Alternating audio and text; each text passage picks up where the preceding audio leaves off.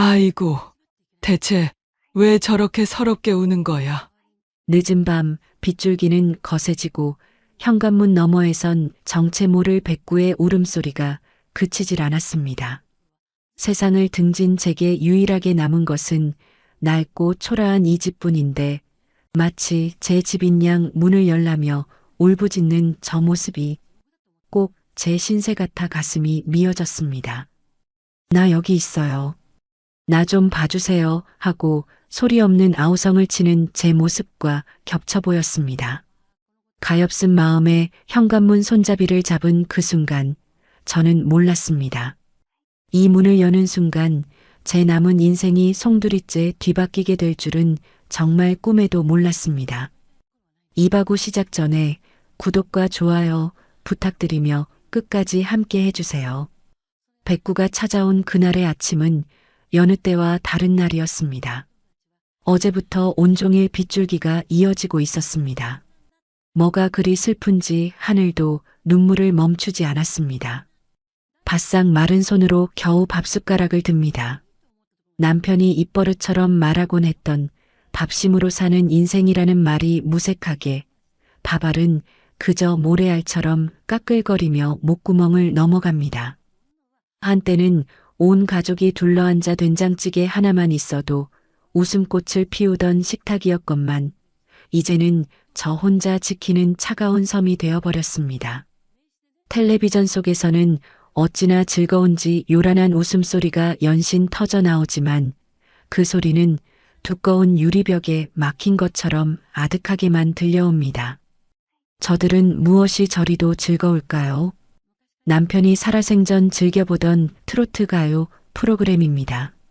소파에 기대앉아 무릎을 탁탁 치며 흥겹게 멜로디를 따라 부르던 당신의 넓은 등이 아직도 눈에 선한데 이제는 아무리 채널을 돌려봐도 당신과 함께 웃을 수 있는 방송은 없었습니다.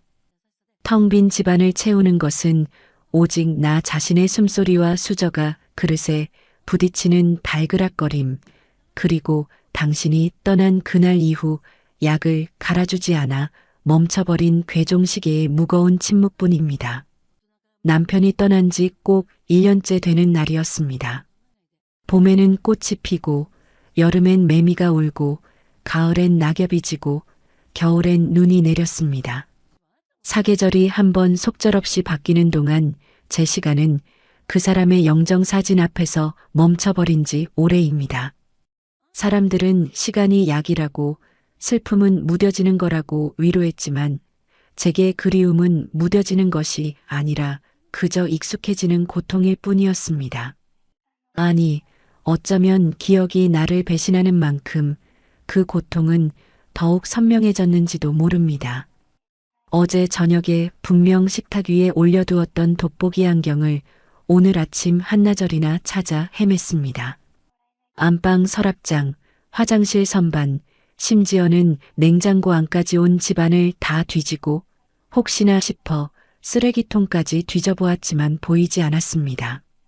결국 포기하고 맨눈으로 희미한 글자들을 억지로 읽어보려 신문을 들었을 때 차갑게 손끝에 닿는 안경테의 감촉에 허탈한 웃음만 나왔습니다. 안경은 제 머리 위에 버젓이 올려져 있었습니다. 약을 먹을 시간도 깜빡하기 일쑤고 며칠 전에는 장을 보러 나갔다가 집으로 돌아오는 길을 잃었습니다. 평생을 살아온 동네인데 갑자기 모든 길이 낯설게 느껴졌습니다. 한참을 같은 자리에서 뱅뱅 돌다가 결국 지나가는 학생에게 길을 묻고서야 겨우 집을 찾을 수 있었습니다. 그 학생의 의심과 동정이 뒤섞인 눈빛이 대모처럼 가슴에 박혔습니다. 자식들에게는 차마 이런 말을 할 수 없었습니다. 다들 제 살기 바쁜데 늙은 어미의 망가져가는 기억까지 짐으로 지게 하고 싶지는 않았습니다. 얼마 전 큰딸에게서 전화가 왔었습니다. 엄마, 잘 지내시죠? 목소리가 왜 그렇게 기운이 없으세요? 어디 아프신 거 아니죠? 걱정스레 묻는 딸의 목소리에 왈칵 눈물이 쏟아질 뻔했습니다. 나 아프다. 내 아빠가 보고 싶어 죽겠고 이제는 어제 일도 기억이 잘 안 나서 너무 무섭다고 소리치고 싶었습니다. 하지만 저는 애써 목구멍까지 차오른 울음을 삼키며 아무렇지 않은 척, 그럼 잘 지내고 말고. 나이 드니 목소리도 늙나 보다. 너희나 잘 챙겨. 걱정 말아라고 태연하게 대답하며 황급히 전화를 끊는 것이 제가 할 수 있는 전부였습니다. 수화기를 내려놓고 나면 어김없이 밀려오는 서러움과 외로움에 한참 동안 가슴을 쳐야 했지만 그래도 어쩔 수 없는 일이었습니다. 내가 무너지면 안 된다. 정신을 똑바로 차려야 한다. 수십 번을 되뇌어도 머릿속은 하얀 안개가 낀 것처럼 뿌옇기만 합니다. 오늘도 습관처럼 식탁 위에는 밥그릇 2개가 나란히 놓여 있습니다. 하나는 김이 모락모락 피어나는 제 밥그릇, 그리고 다른 하나는 이미 싸늘하게 식어버린 남편의 밥그릇입니다. 이제는 더 이상 이 그릇의 주인이 없다는 것을 알면서도 밥을 풀 때면 저도 모르게 2 그릇을 채우고 맙니다. 텅 빈 그릇이 아니라는 것만으로도 마치 그 사람이 금방이라도 현관문을 열고 들어와 배고프다, 영자야 하고 웃으며 식탁에 앉을 것 같은 착각이 들어서일까요? 하얀 쌀밥 위에 그가 가장 좋아하던 노릇하게 잘 구운 조기 한 마리를 올려주고 나서야 아차 싶어 혼자 중얼거립니다. 내가 또 이랬네. 이 양반은 이제 없는데 이걸 누가 먹는다고. 꾹꾹 눌러왔던 설움이 기어이 터져나와 뜨거운 눈물이 밥 위로 뚝뚝 떨어집니다. 밥이 짜서 더는 넘길 수가 없습니다. 여보, 나 이제 어떡하면 좋아요. 당신 없이 나 혼자 어떻게 살라고. 당신도 내가 밉지요? 이렇게 점점 망가져가는 모습만 보여서 기억 하나 제대로 간수하지 못하는 바보가 되어버려서 나 무서워요. 이러다 내 이름도 당신 얼굴도 우리 애들 이름까지 다 잊어버리게 될까봐 너무 무서워요. 어젯밤에는 꿈에 당신이 나왔는데 당신 얼굴이 흐릿해서 잘 보이지가 않았어요. 내가 아무리 손을 뻗어도 잡히지가 않더군요. 나 정말 당신 얼굴마저 잊어버리면 어떡해요? 제발 나 좀 데려가요. 당신 없는 세상, 나 혼자서는 너무 캄캄하고 무서워요. 그렇게 한참을 식탁에 엎드려 울었을까요? 억수같이 비가 쏟아지는 소리가 창문을 세차게 때립니다. 바람은 길 잃은 짐승처럼 울부짖으며 낡은 문틈을 비집고 들어와 방 안의 온기를 차갑게 식힙니다. 억지로 몸을 일으켜 잠자리에 들려던 찰나였습니다. 쾅! 쾅! 쾅! 심장이 멎는 듯 했습니다. 갑작스럽고도 거친 그 소리에 온몸의 피가 차갑게 식는 것 같았습니다. 이 밤중에 누구란 말인가? 혹시 무슨 일이라도 생긴 걸까? 덜덜 떨리는 손으로 휴대폰을 집어들었지만 화면은 그저 까맣기만 했습니다. 그리고 그 거친 문소리 사이로 무언가 애처롭게 울부짖는 소리가 섞여 들리기 시작했습니다. 그것은 결코 사람의 소리가 아니었습니다. 목이 쉰 듯 겁에 질린 짐승이 내는 절박하고도 처절한 울음소리였습니다. 그 소리는 마치 살려달라고, 제발 문 좀 열어달라고 세상의 끝에서 마지막 힘을 다해 애원하는 것처럼 들렸습니다. 그 소리가 빗소리에 실려 제 심장을 후벼 팠습니다. 시간이 지나도 그 소리는 멎지 않았습니다. 빗줄기가 잠시 잦아들 때면 더욱 처절하게, 바람이 울부짖을 때면 그 소리에 섞여 더욱 애처롭게 멈출 듯 이어지며 제 귓가를 끊임없이 그리고 무자비하게 파고들었습니다. 처음에는 그저 잘못 들었을 거라, 이 궂은 날씨에 헛것이라도 들은 게라 애써 무시하려 했습니다. 늙고 병든 몸으로 텅 빈 집을 지키는 제게 한밤중에 문 두드리는 소리만큼 공포스러운 것은 없었기 때문입니다. 텔레비전 뉴스에서 스치듯 보았던 끔찍한 사건들이 흐릿한 기억을 비집고 머릿속을 어지럽게 스쳐 지나갔습니다. 혼자 사는 노인을 노리는 파렴치한 범죄가 얼마나 많은지, 친절을 베풀다 순간의 인정에 이끌려 문을 열어주었다가 돌이킬 수 없는 변을 당한 이야기가 얼마나 흔한지 떠올리고 싶지 않은 흉흉한 소식들이 뱀처럼 스멀스멀 기어 나와 제 심장을 옥죄어 왔습니다. 저는 솜이 다 죽어 얇아진 이불을 머리끝까지 뒤집어 쓴 채 두 손으로 귀를 잇는 힘껏 틀어막았습니다. 제발, 제발 그냥 지나가라. 다른 곳으로 가라. 왜 하필 많고 많은 집 중에 불도 꺼진 우리 집 앞에서 이러는 것이냐. 마음속으로 수백 번, 수천 번을 외쳤습니다. 하지만 그 소리는 집요했습니다. 단순한 울음소리가 아니었습니다. 마치 누군가에게 필사적으로 무언가를 알리려는 듯 목이 터져라 짖는 소리 사이사이에는 무언가로 현관문을 벅벅 긁어대는 날카로운 소리까지 섞여 들렸습니다. 끙끙 앓는 소리, 불안하게 코를 킁킁거리는 소리, 그리고 다시 목이 쉬도록 울부짖는 소리가 쉴 새 없이 반복되었습니다. 귀를 막아도 아무 소용 없었습니다. 그 소리는 제 두개골 안에서 직접 울리는 것처럼 생생하게 번져나갔습니다. 이불 속에서 웅크린 채 저는 사시나무 떨듯 바들바들 떨고만 있었습니다. 이러다 저 소리가 멈추지 않으면 어쩌나, 이 끔찍한 밤이 영영 끝나지 않으면 어쩌나 하는 공포가 온몸을 잠식했습니다. 제발 누군가 저 짐승을 좀 데려가 주오. 동네 사람들 다 잠이 든 게야? 어째서 이 시끄러운 소리를 나만 듣고 있는 것인가? 야속한 마음과 사무치는 두려움이 뒤섞여 눈물이 찔끔 났습니다. 얼마나 시간이 흘렀을까요?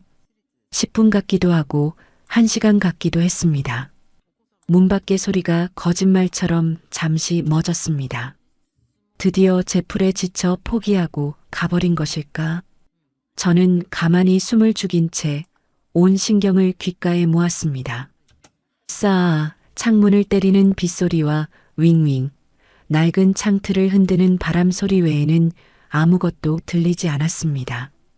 정적이 주는 안도감에 긴장이 탁 풀리면서 온몸에 힘이 빠져나갔습니다. 그래, 갔구나.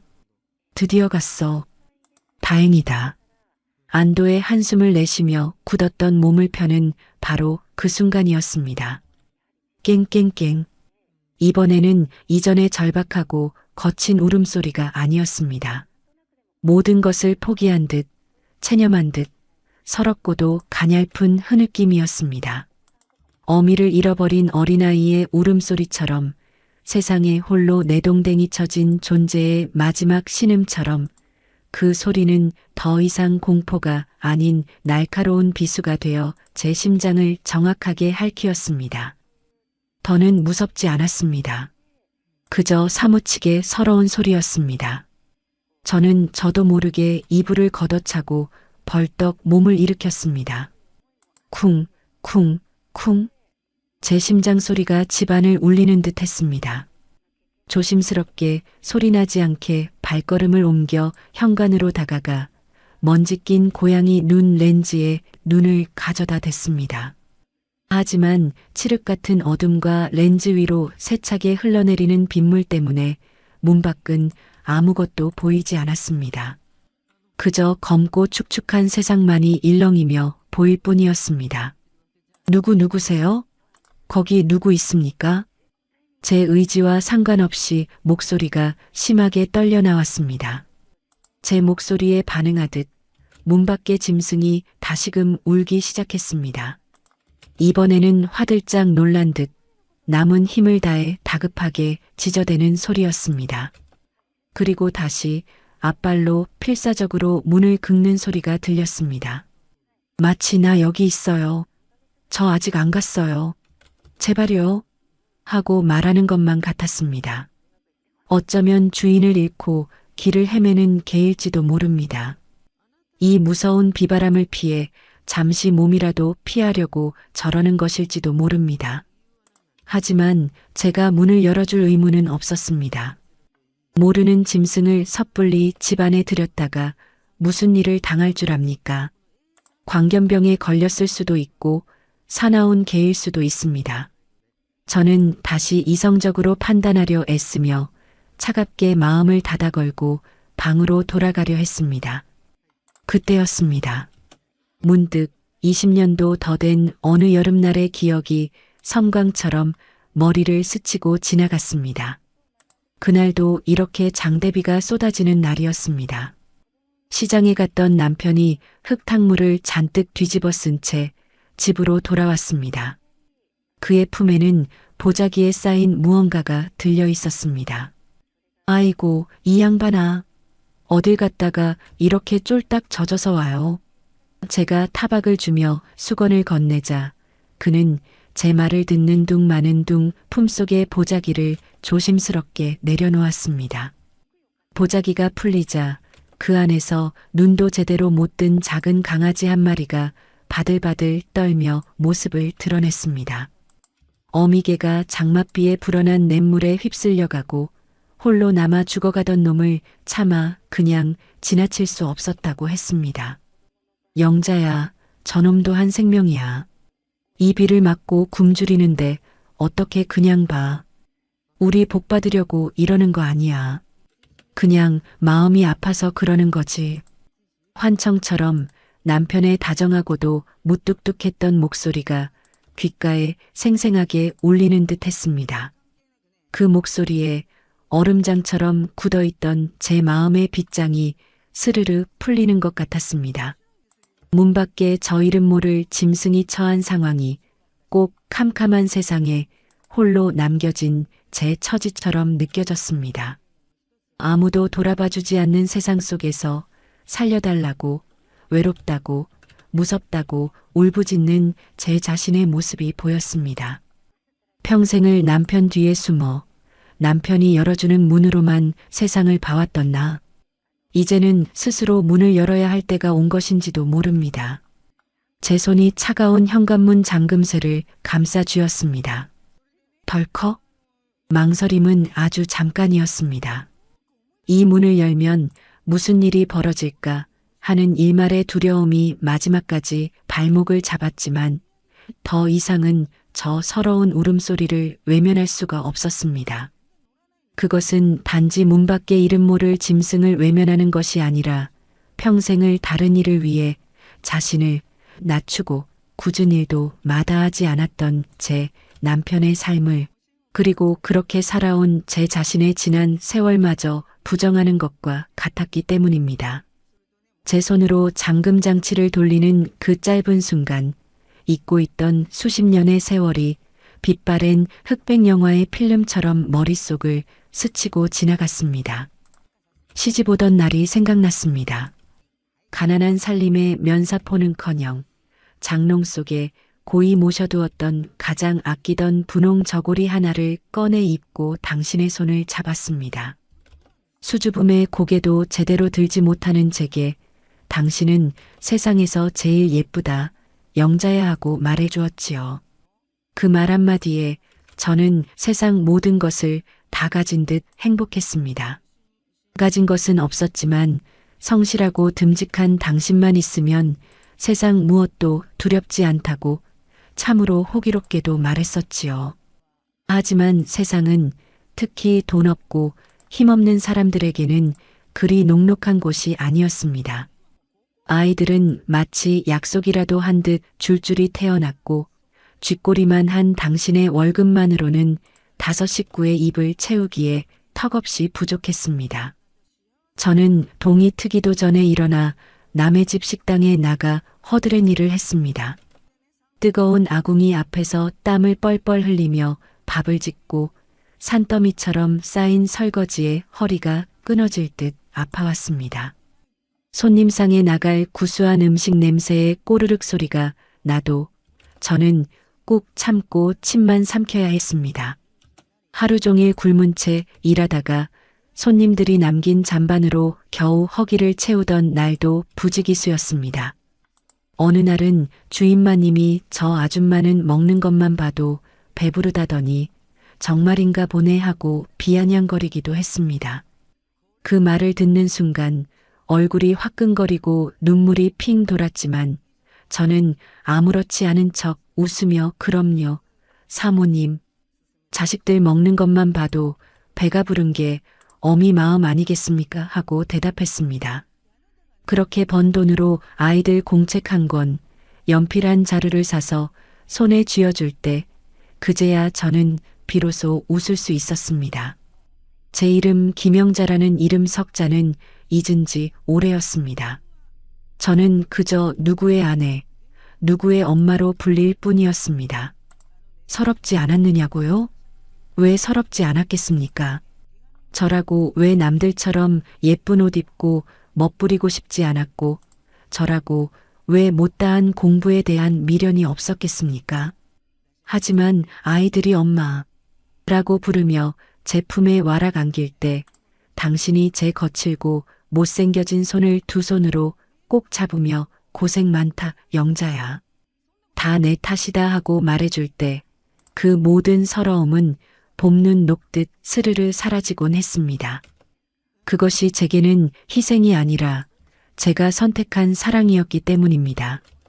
당신은 또 어땠습니까? 유난히 몸이 약했던 막내 아들이 폐렴으로 병원에 입원했을 때 당장 내야 할 병원비를 감당할 길이 없어 우리는 발만 동동 굴렀습니다. 저는 아이의 뜨거운 이마를 짚으며 애가 타올기만 할 뿐 아무것도 할 수 없었습니다. 그때 당신은 말없이 밖으로 나갔고 다음날 새벽이 되어서야 온몸이 빗물에 흠뻑 젖은 모습으로 돌아왔습니다. 당신의 손에는 꼬깃꼬깃했지만 분명 병원비와 똑같은 액수의 돈이 들려 있었습니다. 어디서 이 큰 돈을 구했냐고 묻는 제 말에 당신은 그저 아는 후배한테 빌렸어. 걱정 마 하고 빙그레 웃기만 했습니다. 저는 나중에서야 그것도 한참의 세월이 흐른 뒤에야 알았습니다. 당신이 아버님께 물려받은 유일한 유산이었던 당신의 분신과도 같았던 낡은 손목 시계를 전당포에 맡겼다는 사실을 말입니다. 당신이 그 시계를 얼마나 아끼고 소중히 여겼는지 누구보다 잘 아는 저였기에 저는 그 사실을 알게 된 날 당신 몰래 부엌에 주저앉아 밤새도록 소리 없이 울어야만 했습니다. 당신은 단 한 번도 그 시계 이야기를 다시 꺼내지 않았습니다. 제가 미안한 마음에 여보, 그 시계 내가 나중에 꼭 다시 찾아올게요라고 말했을 때도 당신은 그저 애가 건강하면 됐지 그깟 시계가 대수냐고 무심한 척 말할 뿐이었습니다. 그런 당신과 내가 이깟 문 하나를 사이에 두고 두려움에 떨고 있다니요. 밖에서 비를 맞으며 살려달라 울부짖는 작은 생명을 앞에 두고 내 한 몸 편하자고 이불 속에 숨어 있다니요. 만약 당신이 하늘에서 이 모습을 보고 있다면 얼마나 저를 한심하게 또 답답하게 생각하겠습니까? 영자야, 너답지 않게 왜 그래? 얼른 문 열어줘라. 당신의 굵고 낮은 목소리가 등 뒤에서 선명하게 들려오는 것만 같았습니다. 그래요, 여보. 내가 정말 잘못했어요. 내가 너무 겁이 많아졌어요. 당신이라는 세상이 무너지고 나니 나 혼자서는 아무것도 아닌 그저 늙고 병든 겁쟁이가 되었나 봅니다. 저는 더 이상 망설이지 않았습니다. 철컥. 마지막 남은 잠금 장치가 풀리는 소리가 유난히 크게 울렸습니다. 저는 심호흡을 한 번 하고 떨리는 손으로 천천히 문고리를 잡아 돌렸습니다. 끼잉 마이너스 낡은 문이 경첩 소리를 내며 열리고 차갑고 축축한 밤 공기가 훅 끼쳐 들어왔습니다. 그리고 그 문틈 사이로 새하얀 털 뭉치 하나가 위태롭게 모습을 드러냈습니다. 온몸이 비에 흠뻑 젖어 볼품없이 말라버린 백구 한 마리였습니다. 녀석은 흙탕물 범벅이 된 채 갈비뼈가 훤히 드러날 정도로 앙상한 몸을 사시나무 떨듯 떨고 있었습니다. 그리고 저를 올려다보는 그 두 눈, 그 까맣고 깊은 눈동자에는 제가 지난 1년간 매일 밤 느껴왔던 세상 모든 두려움과 외로움, 그리고 간절함이 고스란히 담겨 있었습니다. 아이고, 세상에 어쩌다가 이 꼴이 됐어. 저도 모르게 탄식이 터져 나왔습니다. 백구는 짖지도 움직이지도 않은 채 그저 꼬리만 미미하게 흔들며 저를 가만히 올려다볼 뿐이었습니다. 어서 들어오라고 괜찮다고 말해주고 싶었지만 목소리가 나오지 않았습니다. 저는 그저 한 걸음 뒤로 물러서며 개가 들어올 수 있도록 길을 터주었습니다. 제 마음을 읽은 것일까요? 백구는 잠시 망설이는 듯 하더니 조심스럽게 한 발 한 발 제 집 안으로 들어섰습니다. 현관 바닥에 흙탕물 발자국이 어지럽게 찍혔지만 이상하게도 싫지 않았습니다. 오히려 그 발자국이 멈춰있던 제 집에 다시 생기를 불어넣는 것처럼 느껴졌습니다. 저는 조용히 문을 닫았습니다. 그 순간 지난 1년간 저를 짓눌러왔던 세상의 모든 소음이 거짓말처럼 차단되는 기분이었습니다. 백구는 그제야 안심이 된 듯 온몸을 부르르 떨어 물기를 털어냈습니다. 그리고는 제게 다가와 제 다리에 젖은 몸을 가만히 비볐습니다. 마치 고맙다고, 정말 고맙다고, 당신의 온기가 나를 살렸다고 말하는 것 같았습니다. 저는 녀석의 젖은 등을 가만히 쓰다듬어 주었습니다. 그 작고 미약한 온기가 제 손을 통해 꽁꽁 얼어붙었던 제 심장까지 따스하게 전해지는 듯 했습니다. 녀석의 몸은 비에 젖어 차가웠지만 그 안에 담긴 생명의 온기는 그 어떤 난로보다도 따뜻했습니다. 앙상하게 마른 몸을 보니 며칠은 좋게 굶은 듯 했습니다. 뼈마디가 만져지는 등을 쓸어주니 마음이 짠했습니다. 한참을 그렇게 녀석을 쓰다듬고 있는데 백구는 제 다리에 몸을 비비던 것을 멈추고는 갑자기 고개를 들어 집안의 냄새를 맡기 시작했습니다. 코를 벌름거리며 마치 무언가를 찾는 듯 사방을 두리번거렸습니다. 그 모습이 마치 낯선 곳에 처음 온 아이가 주변을 살피는 것 같아 저는 피식 웃음이 나왔습니다. 긴장으로 굳어있던 얼굴 근육이 아주 오랜만에 부드럽게 풀리는 기분이었습니다. 왜 그러니, 백구야? 배고파서 그래. 저는 녀석이 배가 고파 먹을 것을 찾는 것이라 생각했습니다. 저는 부엌으로가 찬장에 넣어두었던 어제 먹다 남은 식빵이라도 꺼내주려 했습니다. 우유에라도 푹 적셔주면 허기진 배를 조금이나마 채울 수 있을 터였습니다. 그런데 바로 그 순간이었습니다. 백구는 갑자기 목덜미에 털을 바짝 세우고 으르렁거리며 낮은 경계 태세를 취했습니다. 온몸에 털을 곤두세우고 목에서는 이전과는 비교도 할 수 없는 위협적인 소리가 새어나왔습니다. 그리고는 현관에 가만히 서 있는 저를 지나쳐 마치 화살처럼 쏜살같이 집 안으로 뛰어들어갔습니다. 어머 얘야, 어디 가니? 갑자기 왜 이래? 얌전히 굴어야지. 저는 녀석의 갑작스러운 돌발 행동에 깜짝 놀라 소리쳤지만 백구는 제 말을 들은 척도 하지 않았습니다. 녀석이 향한 곳은 거실도 안방도 아니었습니다. 바로 부엌이었습니다. 녀석은 어둠 속에서도 한치의 망설임도 없이 마치 모든 것을 알고 있다는 듯 정확하게 부엌으로 달려가더니 낡은 가스레인지 주변을 빙빙 돌기 시작했습니다. 그리고는 저를 돌아보며 이전보다 훨씬 더 다급하고 절박하게 그야말로 미친 듯이 지저대기 시작했습니다. 왕, 왕, 왕, 왕, 컹, 컹, 컹. 그 소리는 단순한 짖음이 아니었습니다. 무언가 잘못되었다고, 아주 위험한 상황이라고, 어서 와서 확인해 보라고 저를 재촉하는 듯한 처절하고도 필자적인 경고음이었습니다. 녀석의 눈빛은 극도의 공포와 다급함으로 시뻘겋게 번뜩이고 있었습니다. 저는 어리둥절한 채로 부엌으로 다가갔습니다. 왜 그래, 아가? 거기에 뭐 있어? 쥐라도 봤니? 아이고, 이 녀석 봐라. 처음 보는 집에서 소란 피우면 못 써.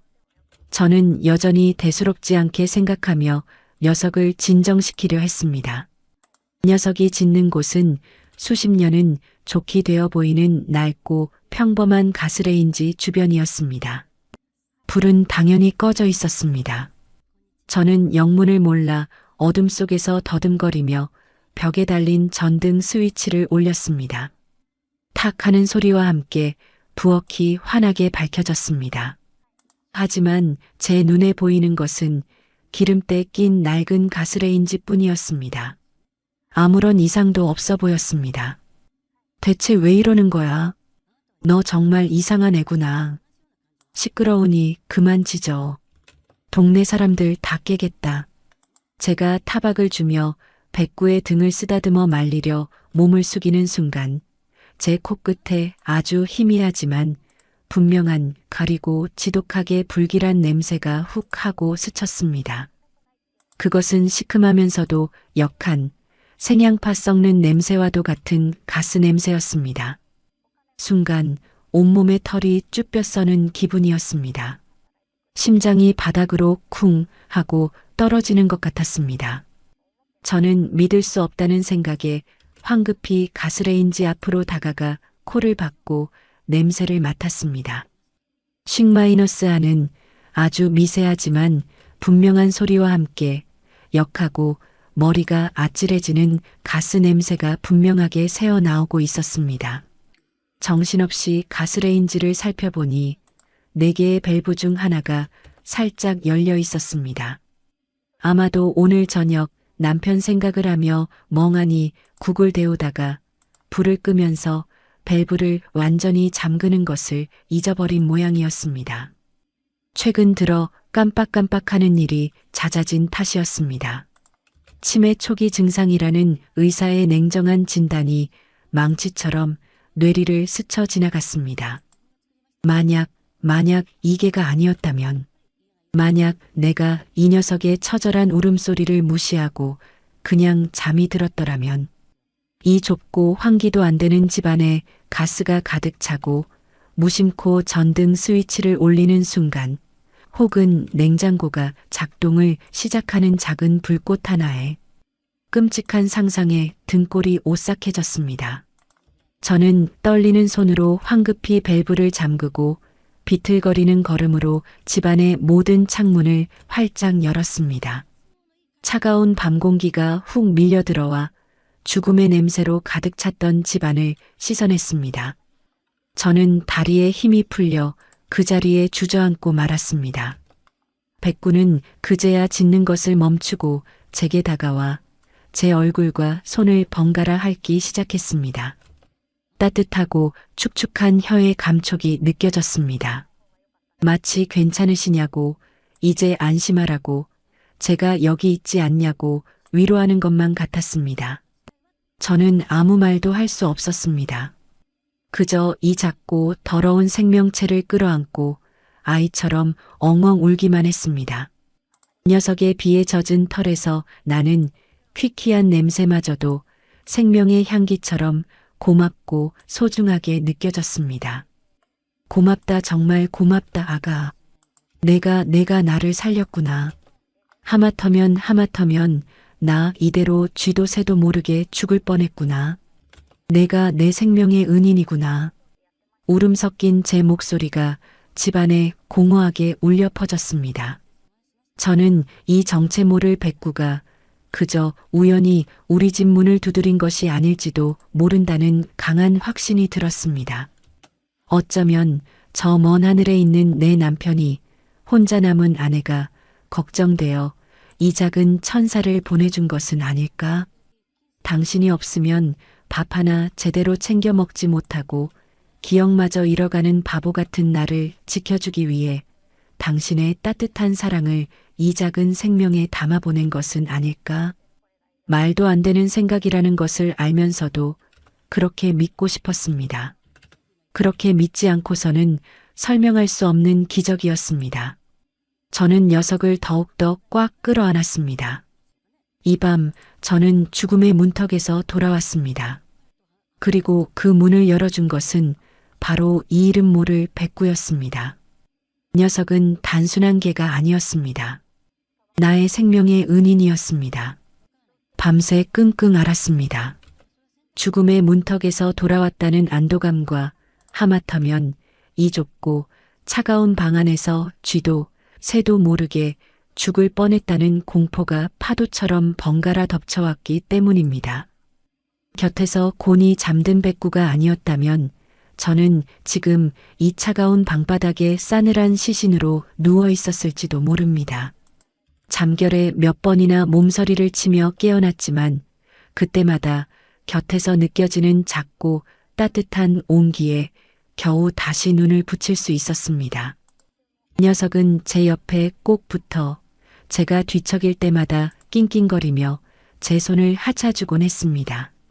마치 괜찮아요. 제가 있잖아요. 이제 무서워하지 마세요 하고 말하는 것 같았습니다.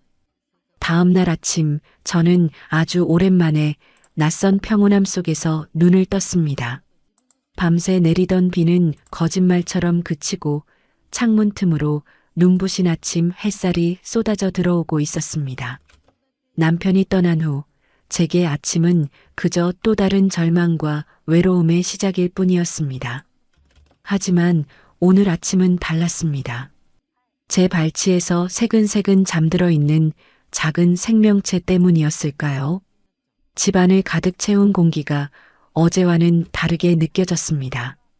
저는 조심스럽게 몸을 일으켜 부엌으로 향했습니다.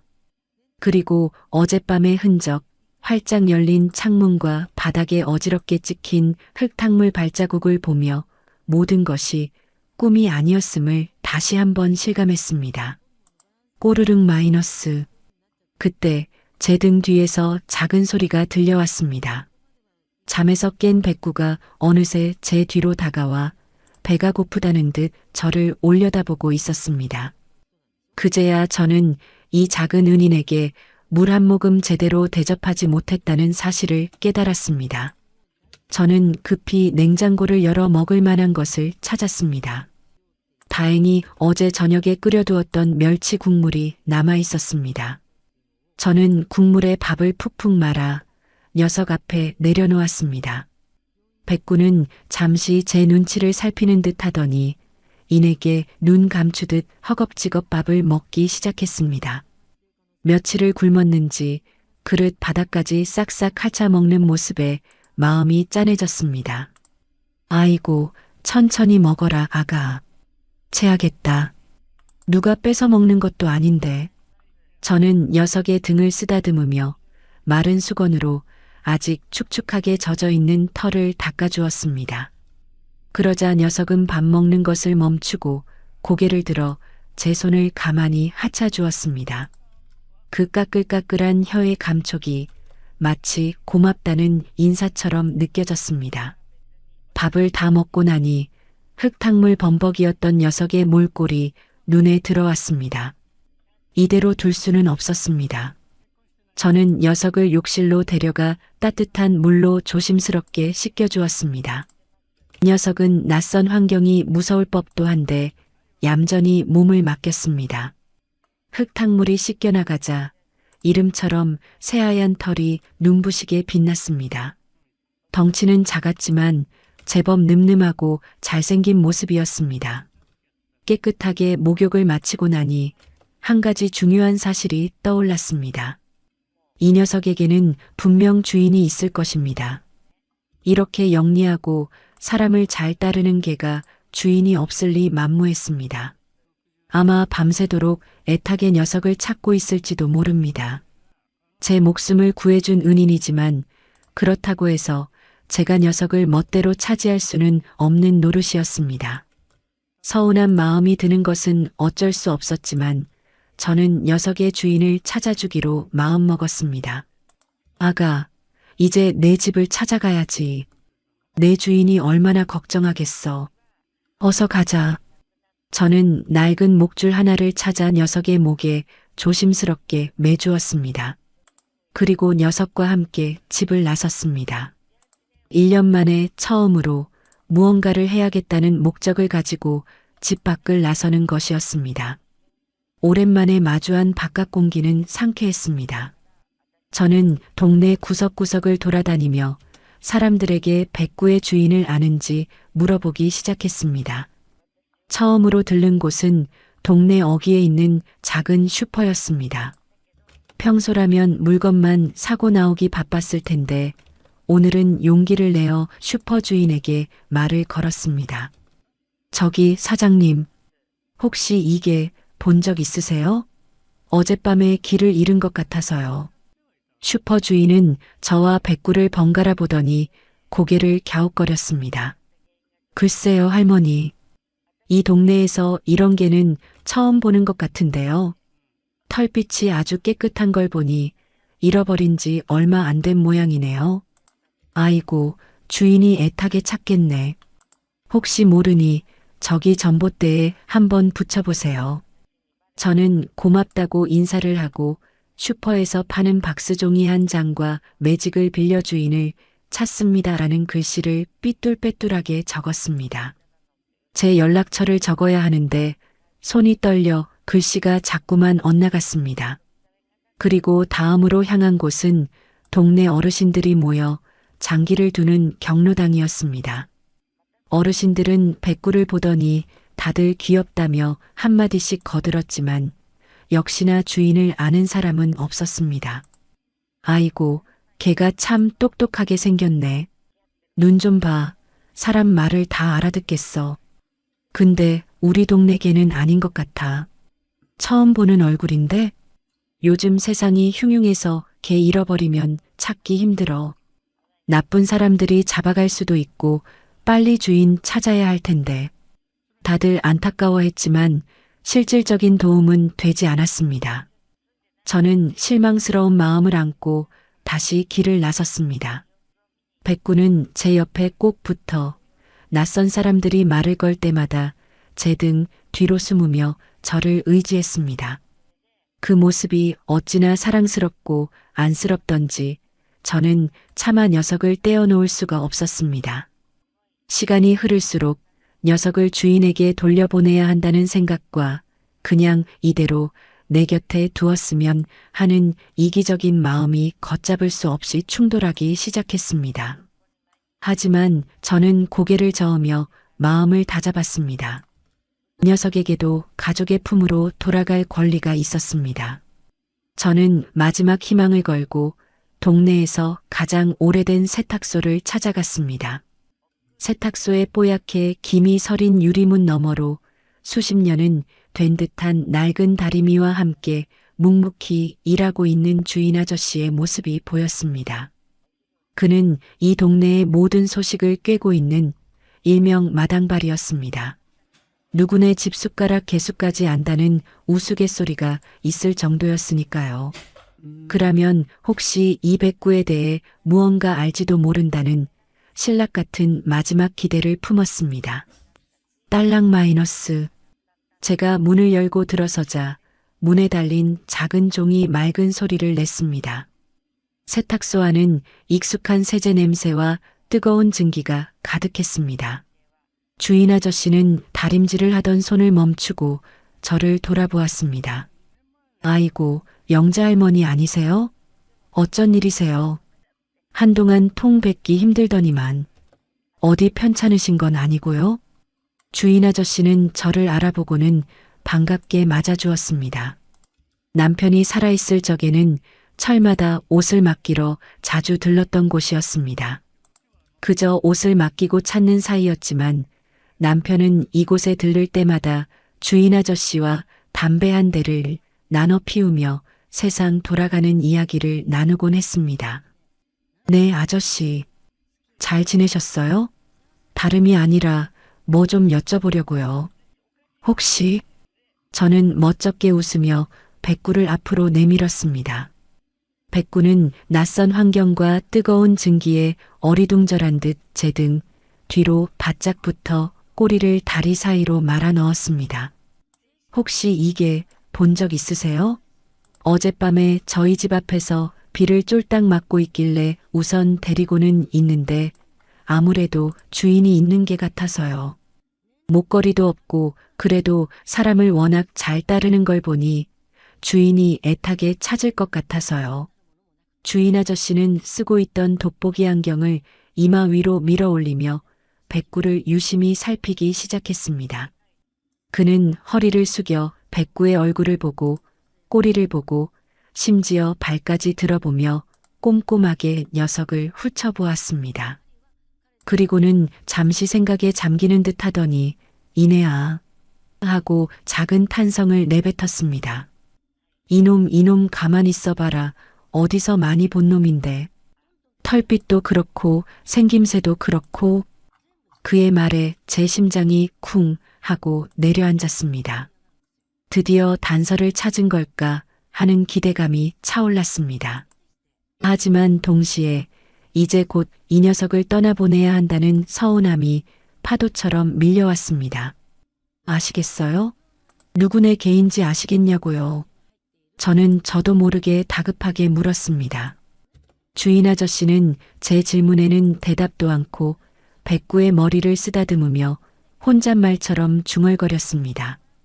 틀림없네.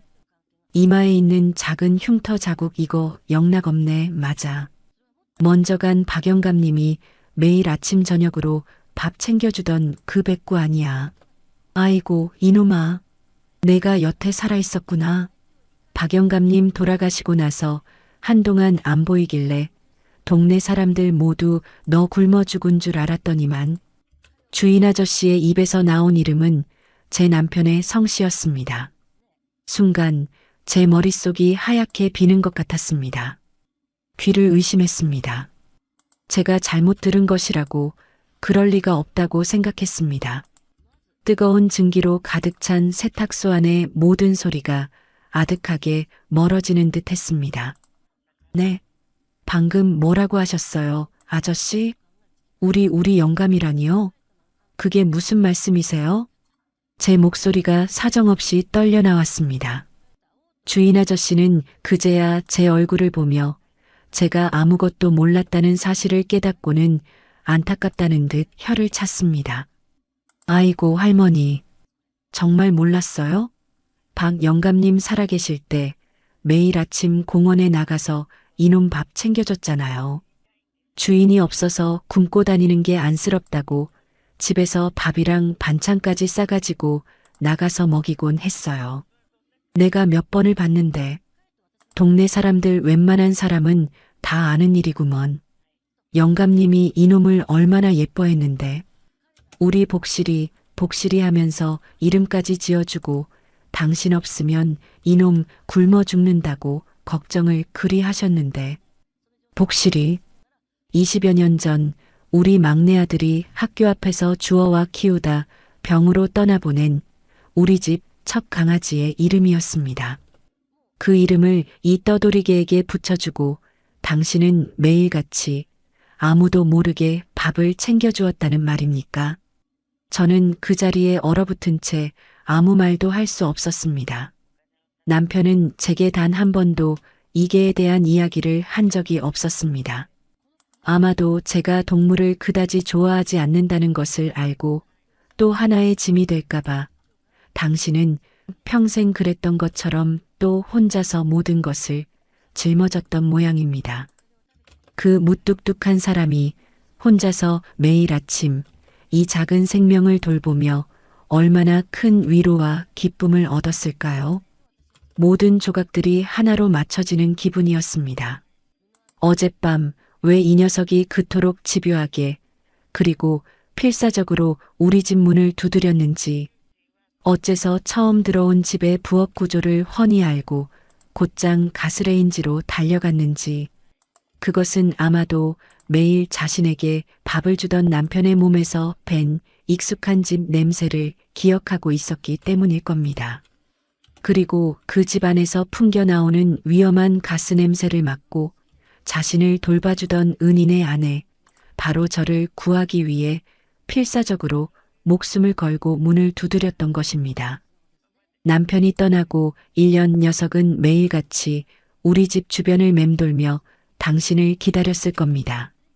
그러다 제게 닥친 위험을 직감하고 자신을 구원해준 주인의 마지막 가족을 지키기 위해 돌아온 것입니다.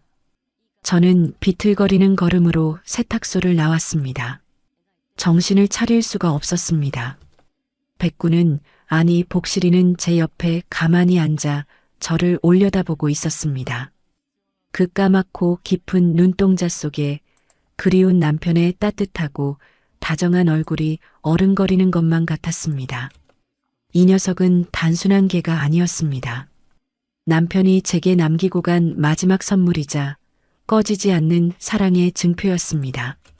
당신이 없어도 나를 지켜주겠다는 하늘에서 보내온 간절한 약속이었습니다. 여보, 당신이었군요. 나를 지켜준 게 당신이었어. 저는 그 자리에 주저앉아 복실이를 끌어안고 오열했습니다. 더 이상 외롭지 않았습니다. 더 이상 두렵지 않았습니다. 당신은 죽어서도 이렇게 다른 모습으로 제 곁을 지켜주고 있었으니까요. 복실이는 제 눈물을 핥아주며 가만히 제 품에 안겨 있었습니다. 마치 이제 제가 있잖아요, 어머니. 아버지가 저를 보냈어요.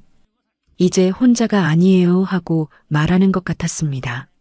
온 동네가 울리도록 저는 한참 동안 복실이를 끌어안고 울고 또 울었습니다. 이제부터 이 녀석은 더 이상 떠돌이개가 아니었습니다. 남편이 제게 남기고 간, 아니 하늘에 있는 남편이 저를 위해 보내준 소중한 가족이자 제 남은 인생을 함께할 아들이었습니다. 그날 이후 제 삶은 아주 조금씩 하지만 분명하게 변하기 시작했습니다. 멈춰있던 제 세상의 톱니바퀴가 복실이라는 작은 윤활유 덕분에 다시 삐걱거리며 움직이기 시작한 것입니다. 아침에 눈을 뜨면 가장 먼저 저를 반기는 것은 복실이의 축축한 코와 까끌까끌한 혀였습니다. 일어나세요, 어머니. 아침이에요. 하고 말하는 듯 제 얼굴을 핥으며 잠을 깨우는 녀석 덕분에 더 이상 공허한 정막 속에서 눈을 뜨지 않아도 되었습니다. 남편이 떠난 후 처음으로 아침이 기다려지기 시작했습니다. 제 밥을 차리면서 자연스럽게 복실이의 밥도 함께 챙겼습니다. 밥그릇 2개가 나란히 놓인 식탁은 더 이상 슬픔의 공간이 아니었습니다. 하나는 제 것, 다른 하나는 제 아들 복실이의 것이었으니까요. 사료를 살 돈이 넉넉지 않아 제 밥에 국을 말아주는 것이 전부였지만 복실이는 세상에서 가장 맛있는 음식인 양꼬리를 치며 밥그릇을 싹싹 비웠습니다. 그 모습을 보는 것만으로도 배가 불렀고 잊고 있던 웃음이 절로 나왔습니다. 가장 큰 변화는 제가 다시 집 밖으로 나가기 시작했다는 것입니다. 복실이의 산책을 위해서였습니다. 남편이 그랬던 것처럼 저도 매일 아침과 저녁 복실이를 데리고 동네 공원으로 향했습니다. 처음에는 어색하고 쑥스러워 사람들의 눈을 피하기만 했습니다. 하지만 동네 사람들은 복실이를 먼저 알아보고 제게 말을 걸어왔습니다. 아이고 할머니, 이 녀석 복실이 아니에요? 영감님 돌아가시고 나서 통 안 보이더니만 할머니가 돌봐주고 계셨구나. 복실아, 이놈. 할머니 말씀 잘 들어야 한다. 영감님이 하늘에서 다 보고 계셔. 사람들은 남편과 복실이의 이야기를 하며 저를 반겨주었고 저는 그들과 이야기를 나누며 조금씩 세상과 다시 소통하기 시작했습니다. 남편의 빈자리가 여전히 가슴 한편에 시리게 남아 있었지만 이제는 더 이상 저 혼자가 아니었습니다. 제 곁에는 항상 복실이가 있었고 남편의 추억을 공유하는 따뜻한 이웃들이 있었습니다. 기억력은 여전히 깜빡깜빡했지만 이제는 그것이 마냥 두렵지만은 않았습니다. 제가 무언가를 잊어버리면 복실이가 짖어서 알려주었고 동네 사람들이 먼저 다가와 괜찮냐고 물어봐 주었기 때문입니다. 저는 복실이와 함께 웃고 걷고 이야기하며 느리지만 분명하게 치유되고 있었습니다. 복실이와 함께하는 하루하루가 쌓여갈수록 남편에 대한 그리움은 슬픔이 아닌 따뜻한 추억으로 변해갔습니다. 복실이의 까만 눈동자를 들여다보고 있으면 그 안에 무뚝뚝하지만 다정했던 남편의 눈빛이 담겨 있는 것만 같았습니다. 복실이가 제 발치에 가만히 엎드려 잠이 들면 저는 남편의 무덤가에라도 찾아가 이 기쁜 소식을 전하고 싶었습니다. 여보, 당신이 보낸 복실이가 나를 살렸어요. 그리고 이제는 나를 살게 하고 있어요. 당신 정말 고마워요. 마음속으로 수없이 되뇌었습니다. 주말 아침 저는 큰 마음을 먹고 길을 나섰습니다. 남편이 잠들어 있는 산 중턱의 작은 묘지로 향하기 위해서였습니다. 남편이 떠난 후 차마 혼자서는 찾아갈 용기가 나지 않아 1년이 넘도록 한 번도 가보지 못한 곳이었습니다. 하지만 이제는 혼자가 아니었습니다. 제 옆에는 늠름한 복실이가 함께 걷고 있었으니까요. 버스를 몇 번이나 갈아타고 한참을 걸어 올라가야 하는 힘든 길이었지만 이상하게도 전혀 힘들지 않았습니다. 오히려 남편을 만나러 간다는 생각에 발걸음은 가볍기만 했습니다. 헥헥 복실아, 조금만 더 가면 돼. 이제 거의 다 왔어. 제 말귀를 알아듣기라도 한 듯 복실이는 꼬리를 흔들며 앞장서서 걸었습니다. 그리고 마침내 익숙한 소나무 아래 자리한 남편의 작은 봉분이 눈에 들어왔습니다. 잡초가 무성하게 자라있을 거라는 걱정과 달리 무덤가는 깨끗하게 정돈되어 있었습니다. 아마도 자식들이 며칠 전에 다녀간 모양이었습니다. 저는 그 자리에 주저앉아 봉분을 어루만지며 울음을 터뜨렸습니다. 여보, 나왔어요. 영자예요. 당신 아내. 복실이도 제 마음을 아는지 얌전히 옆에 엎드려 봉분을 바라보고 있었습니다. 저는 남편에게 그동안 있었던 모든 이야기를 들려주었습니다. 당신이 떠나고 얼마나 외롭고 무서웠는지, 바보처럼 가스밸브도 잠그지 못해 죽을 뻔했는지, 그리고 당신이 보낸 이 기특한 아들이 어떻게 나를 구해주었는지. 여보, 당신이었군요. 나를 찾아온 게 당신이었어. 이 바보 같은 사람아, 왜 말도 안 했어요? 또 혼자서. 이 녀석 이름이 복실이라면서요. 우리 첫 강아지 이름 당신 다 기억하고 있었군요. 나만 잊고 살았지. 미안해요, 여보. 정말 미안해요. 저는 복실이를 끌어안고 한참을 오열했습니다. 슬픔의 눈물이 아니었습니다. 고마움과 미안함, 그리고 변치 않는 사랑을 확인하는 감격의 눈물이었습니다. 당신은 죽어서도 이렇게 다른 모습으로 제 곁을 지켜주고 있었으니까요. 여보, 이제 걱정하지 마세요. 나 이제 혼자 아니에요. 당신이 보내준 우리 아들, 복실이랑 같이 씩씩하게 잘 살게요. 당신 목까지 내가 더 열심히 행복하게 살게요. 그러니 당신도 하늘에서 편히 쉬세요. 사랑해요, 여보. 정말 많이 사랑해요. 저는 복실이와 함께 남편에게 마지막 인사를 건넸습니다. 복실이는 제 말에 대답이라도 하듯 봉분을 향해 멍 하고 한번 짖었습니다. 그 순간 거짓말처럼 따스한 햇살이 우리를 감싸 안았고 어디선가 불어온 바람이 소나무 가지를 스치며 마치 남편의 대답처럼 그래, 영자야. 나도 사랑한다 하고 속삭이는 듯 했습니다. 저는 눈물을 닦고 일어섰습니다. 마음이 놀랍도록 평온했습니다. 이제 제게 남은 것은 당신이 남겨준 사랑과 함께 꿋꿋하게 살아가는 것이었습니다. 남편의 무덤에 다녀온 후 제 세상의 시간은 비로소 다시 흐르기 시작했습니다. 그날 이후 멈춰있던 괴종시계에 약을 주고 먼지를 닦아내자 묵직한 추가 좌우로 흔들리며 집안에 생기를 불어넣었습니다.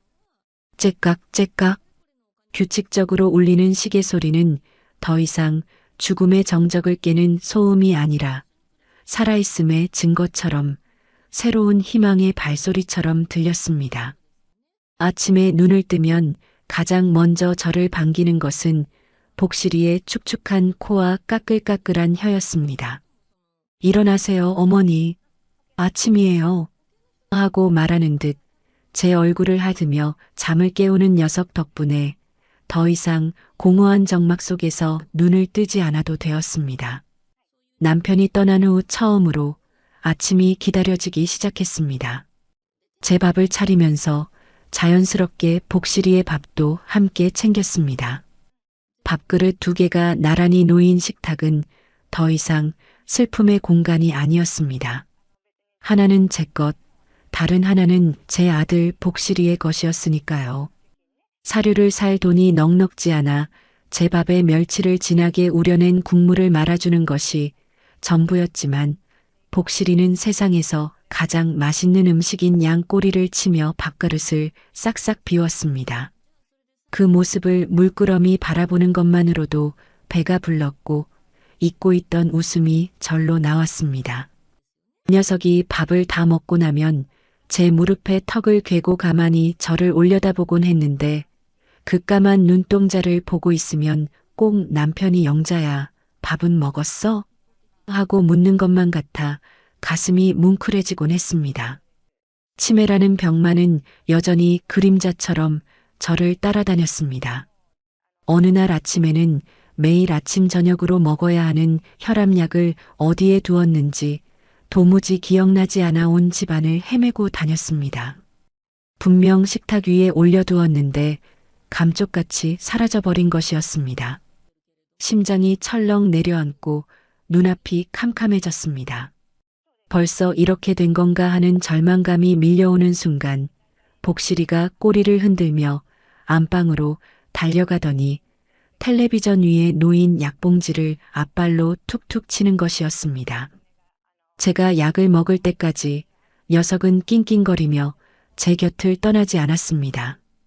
또 어떤 날에는 찌개를 끓이다 깜빡 잠이 들어 집안의 연기가 자욱해진 적도 있었습니다.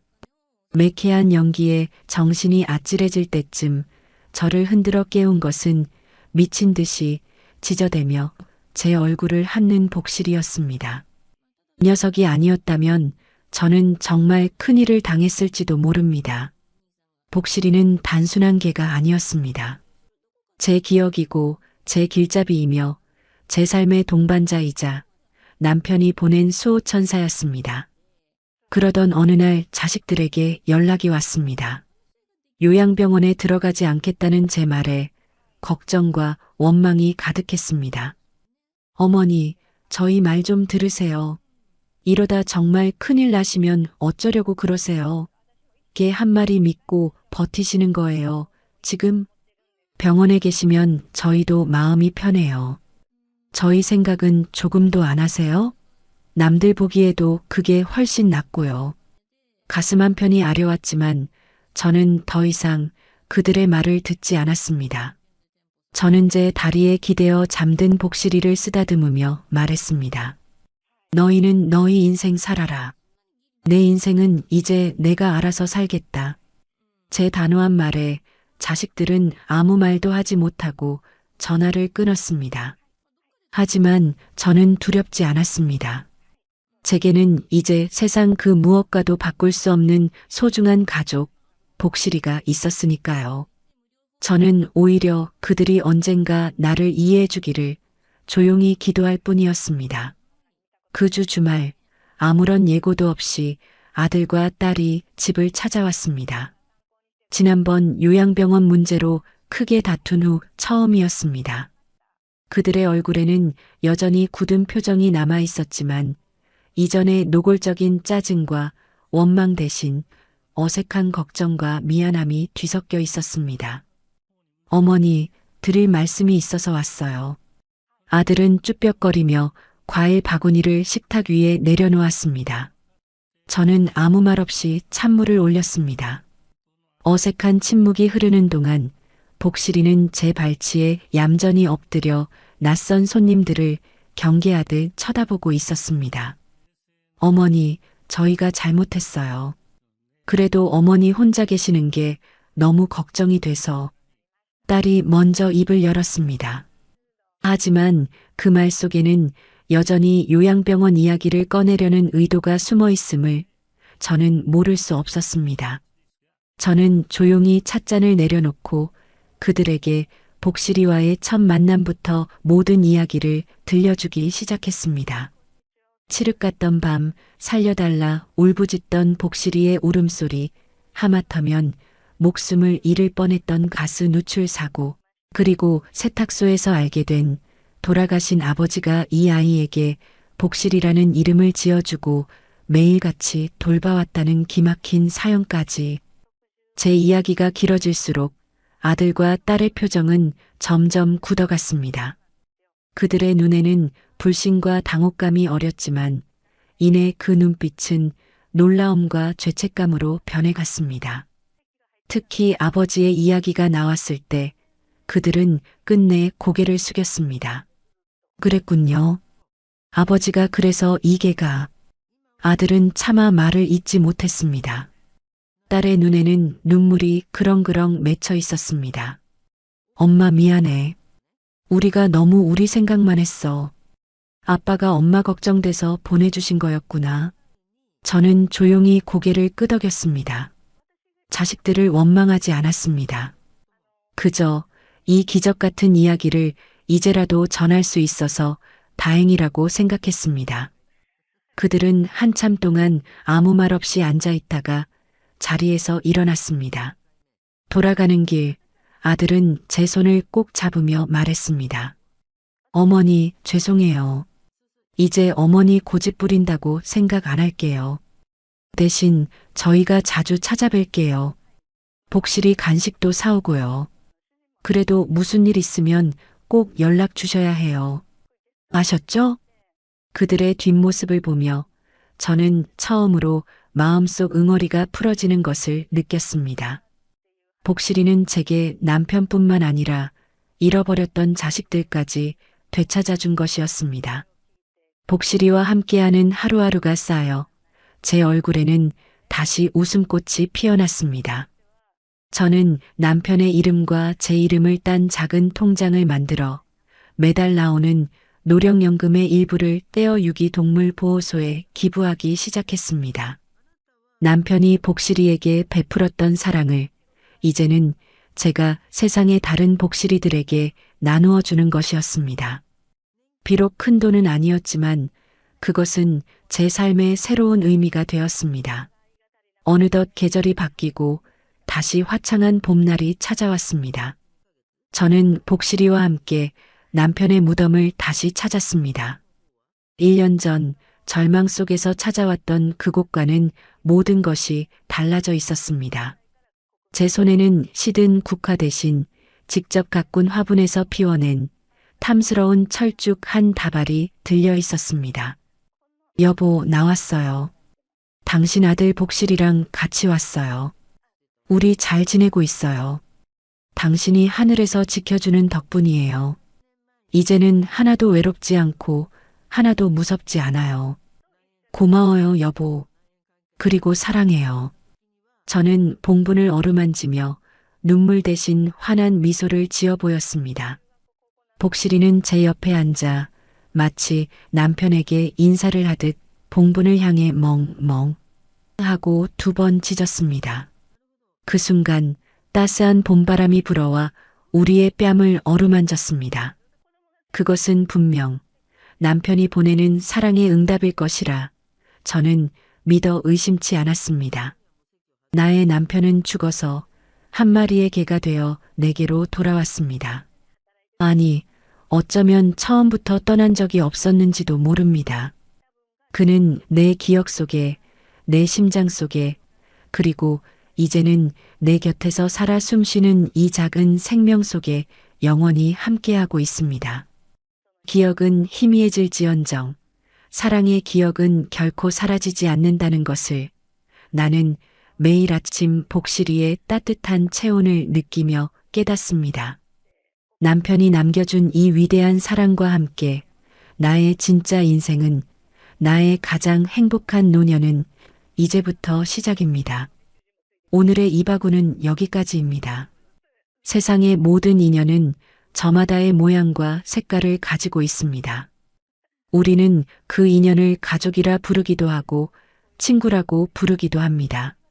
하지만 때로는 그 어떤 이름으로도 정의할 수 없는 기적과도 같은 인연을 마주하기도 합니다. 여기 삶의 끝자락에서 서로의 세상이 되어준 한 사람과 한 마리의 개가 있습니다. 남편을 잃고 멈춰버린 시간 속에 갇혔던 영자 씨, 그리고 주인을 잃고 굶주림과 추위 속을 헤매던 복실이.